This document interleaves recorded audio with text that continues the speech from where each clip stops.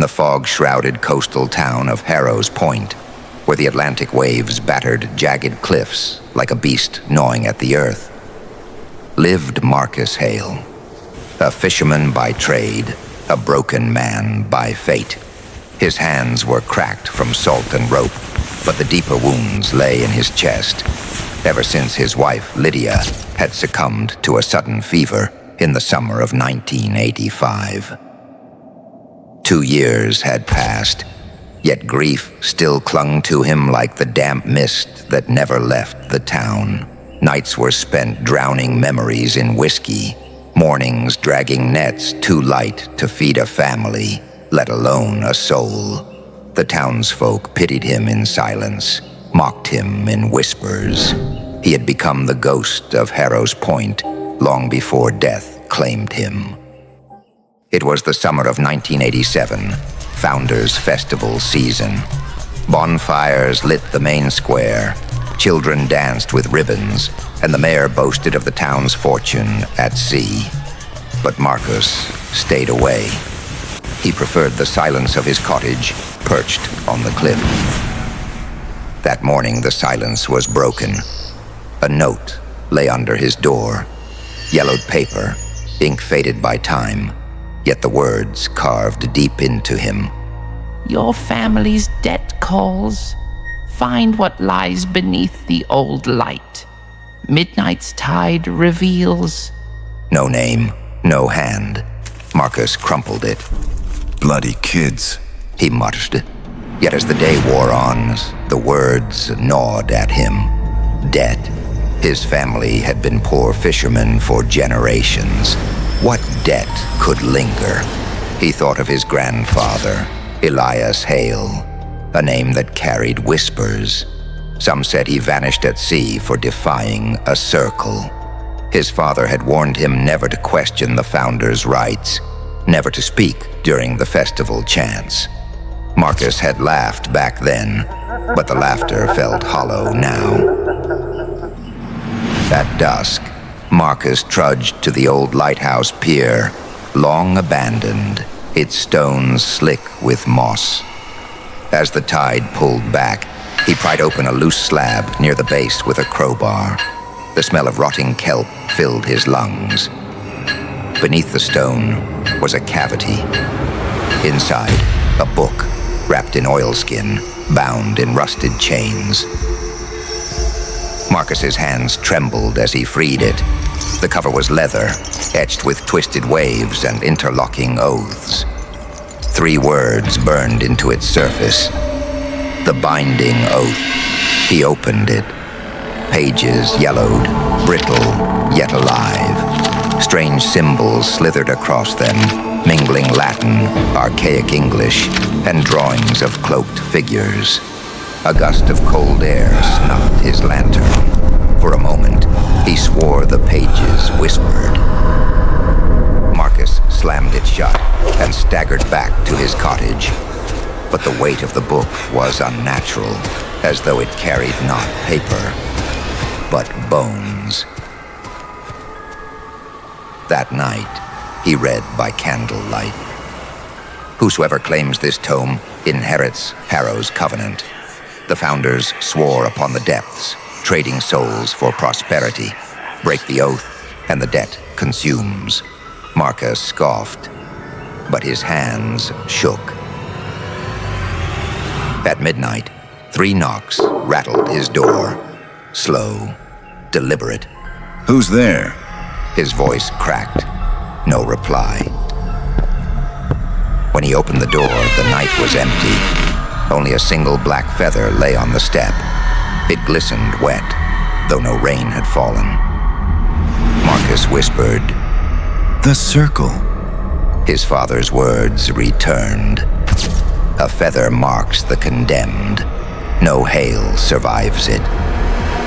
The next morning at the docks, Whitaker, the old harbor master, for as long as Marcus could remember, a man who knew every tide, every rope, every secret that drifted through the docks.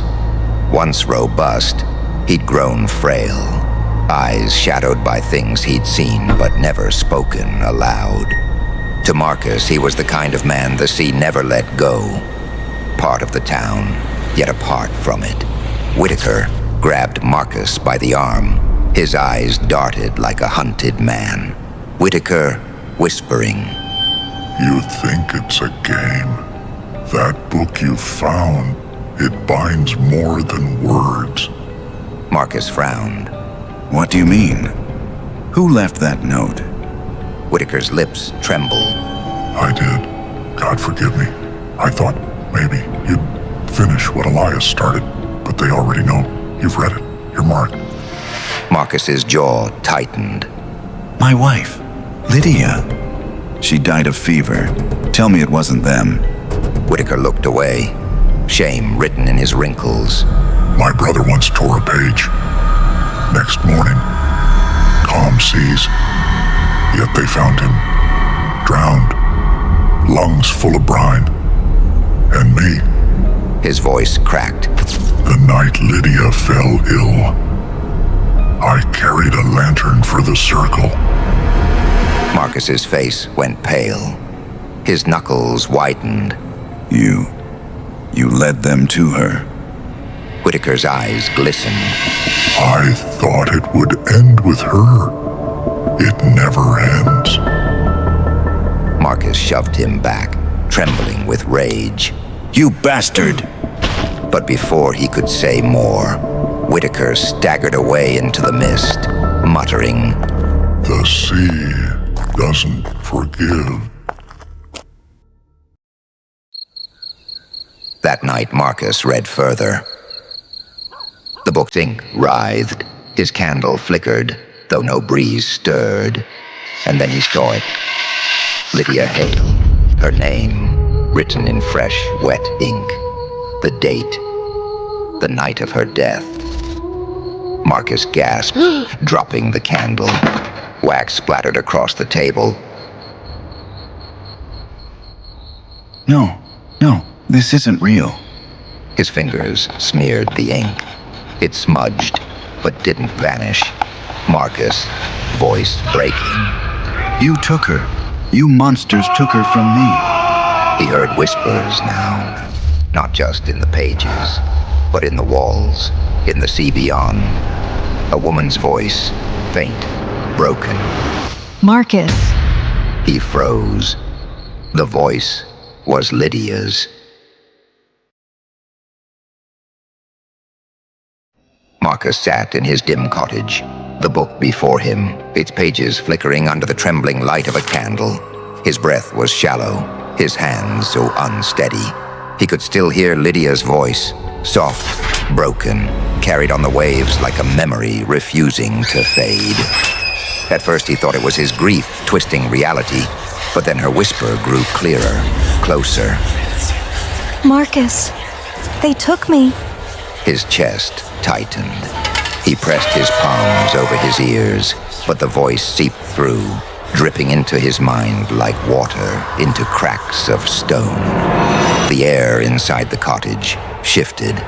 The wooden boards creaked under invisible weight, and the shadows on the wall seemed to stretch, forming the faint outline of a woman's figure. Marcus's heart sank. For a moment, Lydia stood before him, pale, eyes hollow, lips moving soundlessly. He staggered back, knocking over the whiskey bottle, which shattered across the floor. The smell of liquor filled the air. No, you're not real. He whispered, tears streaking his face, but the figure only raised its hand, pointing toward the book. Then it faded, dissolving into the mist that had crept in through the cracks in his window. The knocks came again. 3, heavy, slow. The wood groaned beneath the force, yet each strike shaking dust from the ceiling. Marcus gripped the lantern, his knuckles white. Leave me! He shouted, his voice breaking. But the reply was silence, broken only by the sound of waves pounding the cliffs outside. He forced himself to the door, pulled it open, and the night met him with suffocating fog. No one stood there. Only another feather lay on the ground, this one wet, curling unnaturally as though alive. The next morning, Marcus stormed into the docks, seeking Whitaker. The old harbor master was waiting, as though expecting him. His eyes darted wildly, scanning the horizon, the alleys, even the gulls in the sky, as though the circle could strike from anywhere. Marcus grabbed him by the collar. Tell me everything. He hissed, his face inches away. My wife's name is in that book. You said you planted the note. Why? Whitaker's lips trembled, his breath reeking of rum. Because I thought you were stronger than me. I thought you could do what Elias tried to do. I thought you could end it. Marcus shoved him back, fury boiling in his chest. And what? He demanded. The old man's eyes glistened, and for the first time, his voice broke. I carried the lantern, Marcus. The night Lydia died, I walked with them down to the cliffs. I lit the path as they bound her to the sea. I heard her scream, but I didn't stop it. Do you understand? I watched her go under. His voice cracked into sobs. I should have burned that book years ago. Instead, I led them to you. Marcus's knees weakened, his breath ragged. He wanted to strike the old man, to tear him apart with his bare hands. But all he managed was a whisper. You damned us all.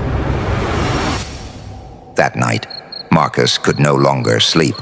He turned page after page, his eyes stinging from candle smoke. Each entry revealed more horrors. Names of townsfolk gone missing, fishermen swallowed by calm seas, children lost during festivals, travelers who vanished without trace. Some names had dates from decades ago, others recent. His blood ran cold when he realized some of those listed were still alive, walking the town streets. He muttered to himself, horrified. They offered their own, and the sea spared them. The book was not only a record of the dead, but of the guilty, the chosen who survived by condemning others. Just past midnight, the footsteps returned. This time, not just one set, dozens, slow, circling his cottage. He held his breath, clutching the book against his chest like a shield. The voices followed, whispers threading through the fog. Hale, Hale, debt unpaid. Then a voice he recognized above the rest. Mayor Harlan. Stern, commanding, stripped of all charm. Open the door, Marcus. You've seen what you should not. You have what is ours. Marcus fled out the back, stumbling into the mist, the book tucked under his arm. His boots slipped on the damp rocks, but some instinct, or perhaps the pull of the curse, guided him to a hidden path leading to the cove. The fog thinned enough for him to see the glow of bioluminescent waves lapping at a stone altar carved into the cliff itself. Symbols identical to those on the book pulsed faintly, as though alive. From the mist, the circle emerged. Cloaked figures in black, their faces hidden by masks resembling birds, fish, and other sea creatures. Their chant rose and fell with the rhythm of the tide. Bind the oath, feed the hunger. The sound was neither loud nor soft, but filled every corner of Marcus's mind. Mayor Harlan stepped forward, lowering his hood. His eyes were tired, haunted, yet hard as stone. Do you think I wanted this? He called out over the waves. My son was taken, Marcus. I held him beneath the water myself, praying the sea would return him. It didn't. Do you know what that does to a man? The sea doesn't forgive. The sea only counts what it's owed. Marcus's voice shook with rage. You killed Lydia. You call it tradition, but it's murder. Harlan's jaw clenched. Without the oath, Harrows Point starves. The founders swore it centuries ago, and now you will honor it too. Whitaker staggered forward from the ranks, his hood slipping from his face. His voice cracked, his guilt pouring out in every word. Marcus, I thought you could end it, but it's bigger than this town. There are other circles in other coasts, each with their own book. Ships trade not just goods, but names. Names of people pass between towns like currency. Break one chain, the rest will tighten. We are all bound. Marcus shook his head violently. No, there has to be a way to stop it. The sea roared in response. From the depths, a colossal shadow rose. Tendrils of water reaching like skeletal fingers. Eyes blacker than any night stared from within the waves. The entity itself had come, drawn by the ritual. Marcus clutched the book tighter, his voice breaking into a scream. You never controlled it. It controlled you. The book isn't your covenant. It's your prison. The circle chanted louder, desperation thick in their voices. Some stumbled back in fear, others pressed forward, their loyalty unshaken. The sheriff ripped off his hood and fled into the fog. The book burned hot in Marcus's hands, flipping to the appendix, to a ritual scratched in a different hand. Frantic, desperate, a counter-ritual. His lips moved before his mind could catch up, chanting words he didn't understand. The air thickened, the ground trembled. The circle convulsed, choking, clawing at their throats. Harlan roared over the chaos, his face twisted in fury. You fool! You'll doom us all. Marcus raised the book above his head, tears streaming down his face. You doomed us the moment you swore your souls away. With a cry, he slammed the book onto the altar and struck it with a jagged stone. Sparks erupted. The leather cracked, glowing with molten veins.